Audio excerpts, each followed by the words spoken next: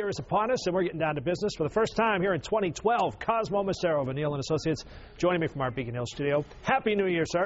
Happy New Year, Mark. Going to be a big year for businesses. I got a feeling. Let's hope so. Let's hope so for that economy, for jobs, for everything. Let's talk about the Huffington Post first of all. They say charities have seen a rise in donations of foreclosed homes. Sign of the times, I guess. Yeah, you know, all we need is a really annoying jingle for 1877 Homes for Kids, and I think we'll be off and running on this one. First of all, it's clearly an indicator that the mortgage crisis is still very much with us. This works for banks. They get those off their balance sheet. They reduce the expense. And it works for charities to some degree, but there can be a glut, like in, for instance, Detroit, where you literally can't give a home away because there's so many homes that have been foreclosed on that the charities just don't know what to do with them. Yeah, that is a big part of the bank's problem still. They have to get those off the books, and they're having a hard time doing it.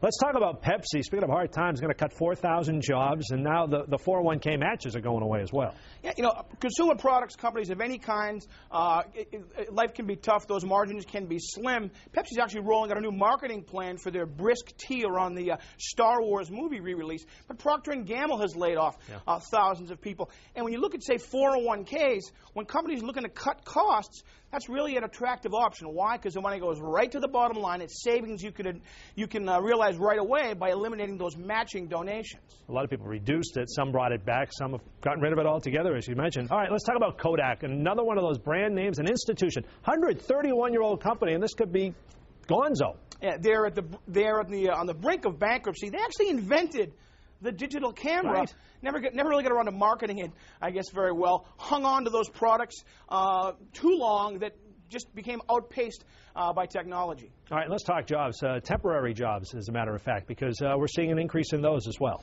Yeah, it's a way for people to get back into the workforce, which is good, and for companies that have maybe reduced staffing, it's a way to bring people on to support their operations without all the costs related to full-time employees. So it's kind of a win-win, a half a loaf, so to speak. You know, you like to see them get the temporary job and then the full-time job. That's what we want to see going forward. No question. All right.